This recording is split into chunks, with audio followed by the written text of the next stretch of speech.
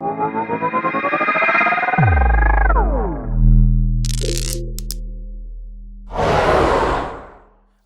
up next, we have an awesome speaker, Greg Zaitsev. He's the CTO of Unique Network.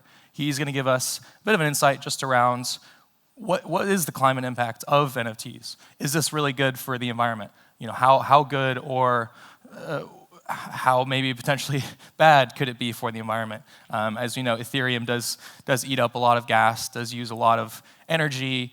It does an incredible amount of work to make these things happen because there's so much interest on the Ethereum chain with NFTs, with various types of things that happen there. So he's going to give us an insight on what can you do with other things, with Polygon, with Polkadot, with Algorand's, all these various chains where maybe it costs a bit less and it can be a little bit better for the environment, alongside potential update to Ethereum with the proof of stake as well. So yeah, really excited for this presentation, and let's give it up for Greg. Woo, pump it!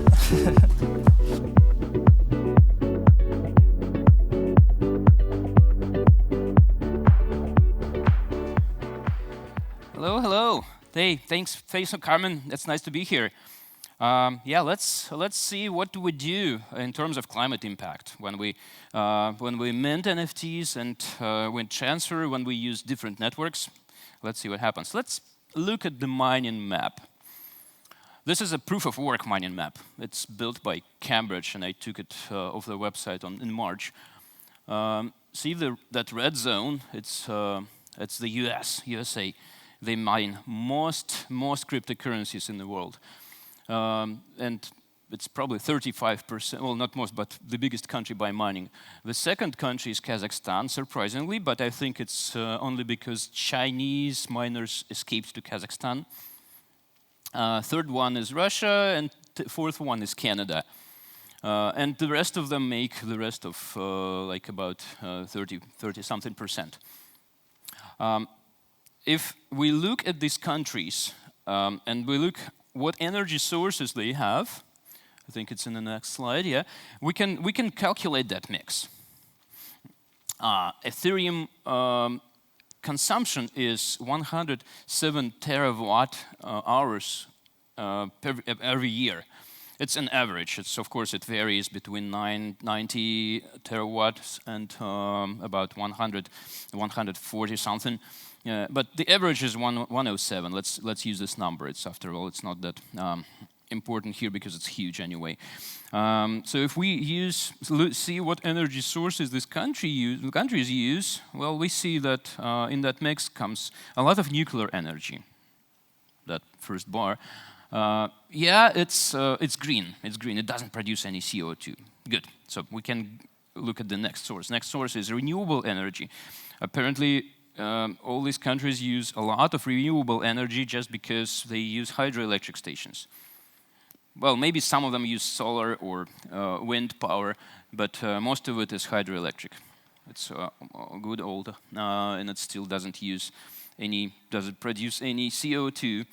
Natural gas is the next one, and you see the red bar already goes up a little bit because natural gas does produce CO2 when it burns. And finally, some of the countries burn coal, and it produces a lot of CO2. It's the worst energy we can get in the mix. So also, well, actually, the absolutely worst is petroleum, but because so little of it is burned to produce energy, we don't even have to consider it, and the rest of them are even smaller bars. So what does it really mean for us as the users of the networks, as Ethereum mainly, or maybe other proof-of-stake networks?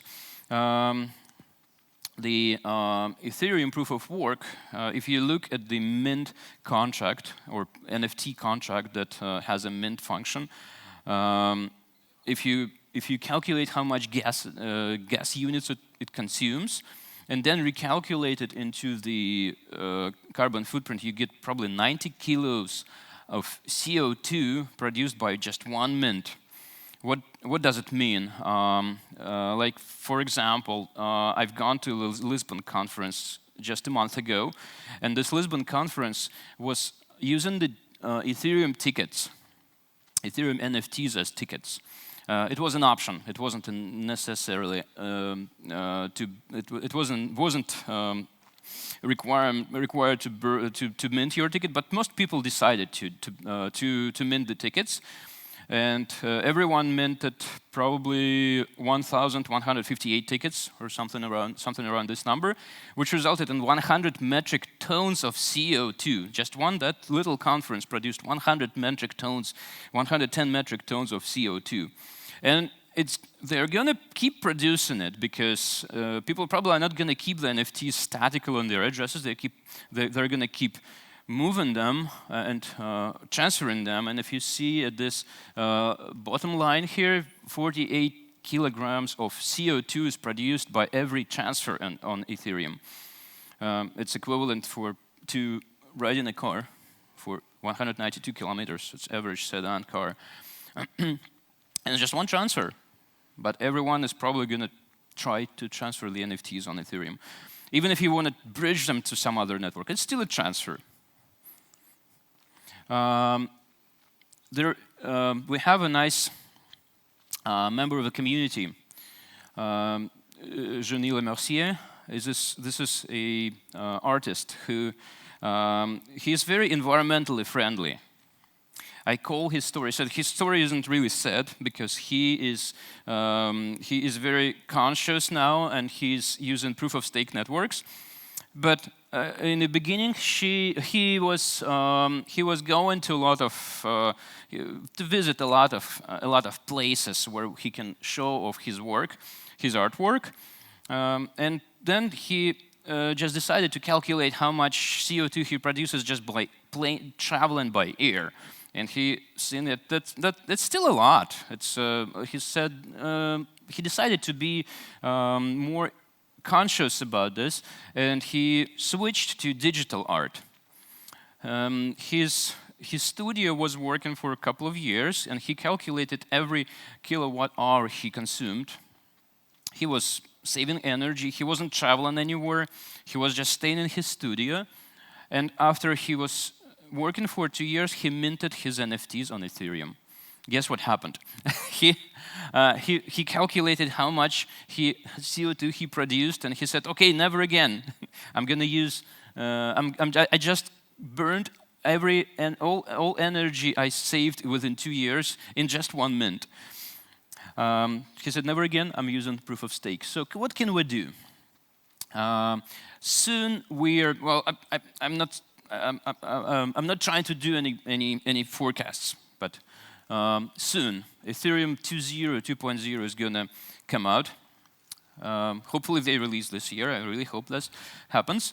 Ethereum 2.0 nonetheless doesn't help us that much. Yes, it is better by many orders of magnitude. It's gonna consume only 70 gigawatt hours per year. Versus 107 terawatts. It's much better, but still not ideal. Why is it not ideal? Because yes, Ethereum 2.0 runs on the validators run on just regular servers, not powerful miners, regular server machines. But they require 1 million of them. Right now, if you look at the data, it's probably around 300,000 machines, but they are targeting at least 1 million to consider the network secure. That's why we come to 70 gigawatt hours per hour. And it means that one NFT mint is going to cost us 45 grams. It's so much better than 90 kilos already, isn't it? It's like a few times charging your smartphone, like 9 full charges. Another good network, and it comes in a range with other proof-of-stake networks, is Tezos. I'm just using it as an example, but other proof-of-stake networks are not much different in that sense. Tezos gives us 1.1 grams for one mint. It's like shooting 1 hour video. Polkadot is about in the same range, though in Polkadot we don't have really NFTs. because it's a relay chain. If you looked at the Polkadot or Kusama ecosystem, you know what relays are. But if you didn't, I'll just explain you very shortly. It's a chain that can connect 100 parachains to it, which means that we.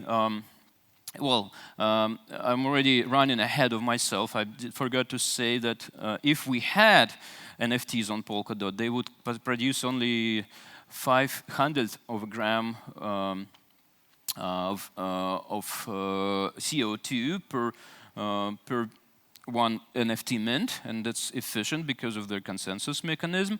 But on parachains, it's going to be even more efficient because because there are 100 parachains that connect to one relay, and that's what we use as a as a very, very concise diagram how to explain how this works. And there are only 6 of them here on the picture, but in reality there are 100 of them. We, out of 1,000 validators that the network has, only 10 validators are serving, on average, only 10 validators are serving one parachain. And a parachain itself doesn't really need many machines. 30 collators are fine. That's because the consensus mechanism works. It's designed the way to work that we don't need to use many machines. We are using consensus of relay chain. We're using its security. Plus, if we look at a unique network that I happen to work with, optimization for NFT is also an option. We can create transactions that are specifically optimized for NFT, and they're even more efficient. We don't have to use ERC-721 contract, even though we have EVM machine in the chain.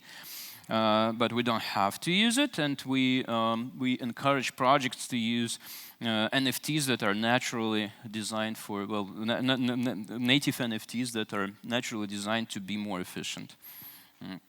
Let's look at the power consumption. If we look at, and here I'm skipping the annual consumption, it's just go to important stuff.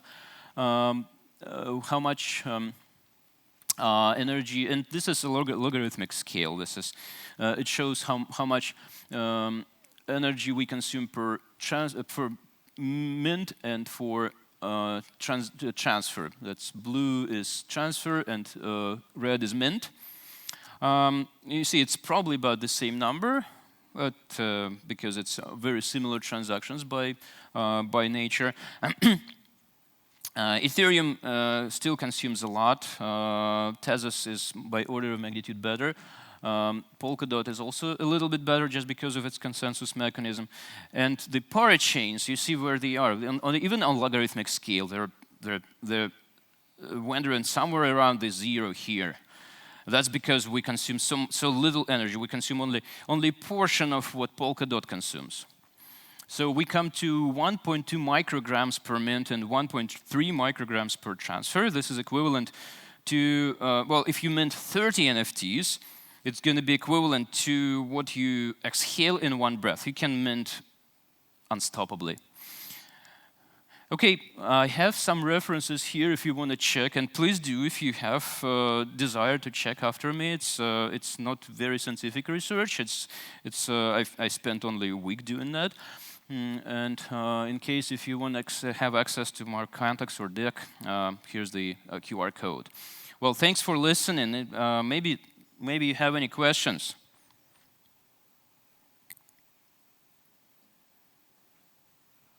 All right.